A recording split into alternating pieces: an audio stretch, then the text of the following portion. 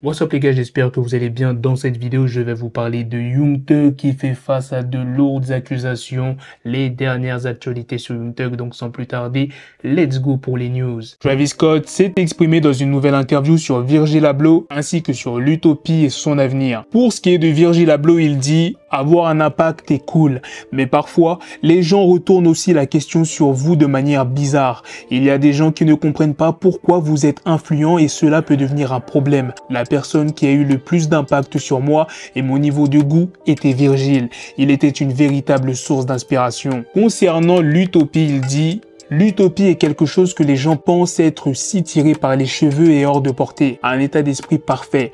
Mais vous le créez vous-même. Il y a des gens qui atteignent l'utopie tous les jours. Ce ne sont peut-être pas les personnes les plus riches avec les plus beaux lits, mais c'est une utopie où qu'ils soient. Et c'est le maximum que vous puissiez avoir. Avec chaque album que je vis dans ces mondes dans mon esprit, j'essaie de montrer aux gens des expériences où des choses utopiques peuvent exister et où vous pouvez vous amuser et passer un bon moment. Ils peuvent créer une énergie qui crache des choses magiques, de nouveaux remèdes, de nouveaux bâtiments, de nouvelles avenues pour que les gens hâlent. Les gens ont besoin de voir que l'utopie est réel. Pour ce qui est de son avenir, il dit « L'architecture est ma vraie passion. Je prévois de postuler au programme d'architecture de Harvard GSD quand j'aurai fini avec la musique, ce qui ne sera pas avant un certain temps. Ce serait génial de faire les deux en même temps. » Kim Kardashian s'est exprimée sur les polémiques envers Kanye West. Elle dit « Toutes ces manigances seront bien plus problématiques pour les enfants que ma sextape. » Il y a de cela quelques jours, A$AP Rocky était sur le tournage d'un clip au Japon. La mannequin allemande Theresia Fischer a dépensé 146 000 € pour effectuer un allongement osseux afin de gagner 14 cm en taille. Elle est passée de 1m70 à 1m84. La chirurgie esthétique consiste à couper l'os du tibia ou du fémur et d'y insérer une tige télescopique qui s'agrandit d'1 mm par jour. Lauren Yoski, une jeune femme de 18 ans, est morte dans un accident de voiture après sa remise de diplôme. Lauren venait de recevoir son diplôme du programme préuniversitaire du Brookdale Community College et est rentrée chez elle lorsqu'elle a été impliquée dans un accident de voiture à Cold Neck dans le New Jersey.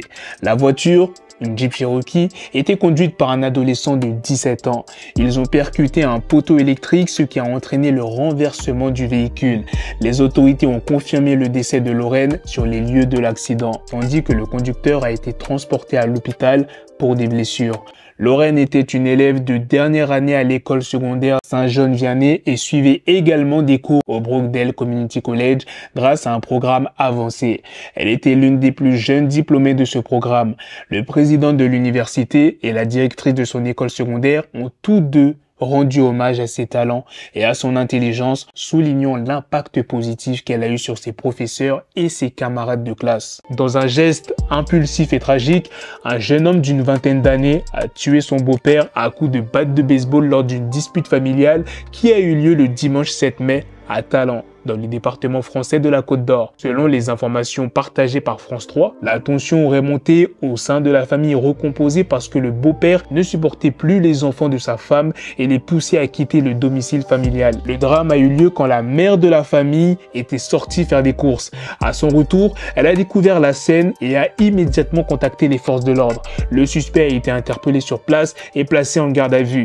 Il aurait rapidement reconnu les faits. Ce drame a bien évidemment provoqué une vive émotion dans le quartier de Belvédère où se sont produits les faits. Les voisins ont décrit le suspect comme une personne renfermée. Une autopsie doit être pratiquée sur le corps de la victime pour déterminer les causes exactes de la mort. Le parquet de Dijon a confirmé que le jeune homme était toujours en garde à vue ce lundi. Il devrait être présent devant un juge d'instruction dans les prochains jours pour répondre de ses actes. Young Thug fait face à de lourdes accusations et la situation semble se compliquer de plus en plus pour lui. Récemment, l'un de ses co-accusés et également membre de YSL, Cordarius Dorsey, a été accusé de meurtre. Selon les documents judiciaires obtenus par Holypop, Dorsey aurait tué un homme en janvier 2020 suite à une altercation. Dorsey n'en est pas son premier chef d'accusation puisqu'il a déjà été reconnu coupable d'un autre meurtre en 2019 pour lequel il est actuellement en prison. Je le rappelle que Young Thug est soupçonné d'être le chef de ce gang, ce qui l'impliquerait donc fortement dans ces meurtres. Un homme au nom de Gholam Reza Ardeshiri, vivant en Iran, prétend n'avoir pas mangé de nourriture pendant près de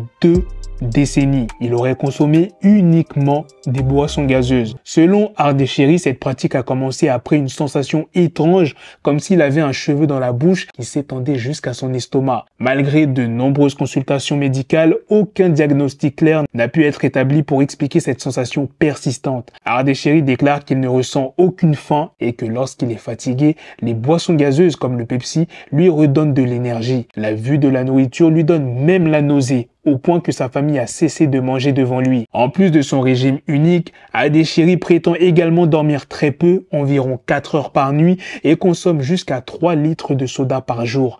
Malgré cette situation inimaginable pour la plupart des gens, Ardesheri continue de vivre sa vie de manière surprenante, se nourrissant uniquement de boissons gazeuses. Maria Antonietta Cutillo, qui est une adolescente de 16 ans de la petite ville de Monfalcione en Campanie, est décédée tragiquement lors d'un appel visio sur WhatsApp alors qu'elle prenait un bain. Le smartphone qu'elle utilisait est tombé dans l'eau, ce qui a provoqué une électrocution. Selon les rapports, le téléphone était en charge au moment de l'incident. Sa meilleure amie, Fabiana, avec qui elle discutait, a assisté impuissante à l'événement. Les cris de douleur de Maria ont été le dernier souvenir qu'elle a d'elle. Cette tragédie a bien évidemment choqué la communauté de Monfalcione, qui est une petite bourgade d'environ 3000 habitants. Les funérailles de Maria ont eu lieu le dimanche 7 mai en présence de sa famille, de ses amis, de ses camarades de classe et d'une grande partie de la communauté. Choquée par la mort soudaine de sa meilleure amie, Fabiana a posté un message émouvant sur les réseaux sociaux pour lui rendre hommage. Je vais te parler maintenant d'une histoire sombre et tragique qui s'est déroulée au Texas. Il y a un homme qui a été accusé d'avoir tué sa petite amie après avoir découvert qu'elle avait avorté contre son gré. Cet homme s'appelle Harold Thompson, il est âgé de 22 ans et il a été arrêté pour le meurtre de Gabriela Gonzalez, âgée de 26 ans, sur un parking d'un centre commercial à Dallas. Selon un affidavit de mandat d'arrêt, Thompson était le père de l'enfant et ne voulait pas que Gabriela avorte. La vidéo de surveillance du parking montre le couple en pleine dispute vers 7h30. La scène devient violente lorsque Thompson tente d'étrangler Gonzalez. Selon les déclarations de la police, Gonzalez a ignoré l'agression et les deux ont continué de marcher. C'est alors que Thompson aurait sorti une arme à feu et aurait tiré sur Gonzalez à la tête. Les témoignages indiquent qu'il aurait continué à lui tirer dessus à plusieurs reprises alors qu'elle était allongée sur le sol avant de prendre la fuite. Tragiquement, Gonzalez est morte sur les lieux. Au moment de la fusillade, Thompson avait déjà été accusé d'agression envers une autre femme de sa famille, qu'il avait également étranglée en mars. Le passé violent de Thompson est révélé par l'affidavit qui mentionne que la victime a déclaré à la police qu'il l'avait battue plusieurs fois tout au long de leur relation. La victime a également révélé qu'elle vivait dans la peur de Thompson, car il avait menacé de faire du mal à sa famille et à ses enfants. La sœur de Gonzalez témoigne tragiquement de l'événement, a raconté aux policiers qu'elle avait vu le couple sur le parking juste avant la fusillade. Après avoir entendu les coups de feu, elle s'est retournée pour découvrir sa sœur allongée sur le sol. Voilà les gars, c'est la fin de cette news, c'est aussi la fin de cette vidéo. Dites-moi dans les commentaires qu'est-ce que vous en pensez de toutes les news que je vous ai présentées dans cette vidéo. Sur ce, on se donne rendez-vous très prochainement pour d'autres vidéos news. Prenez soin de vous la famille. Peace.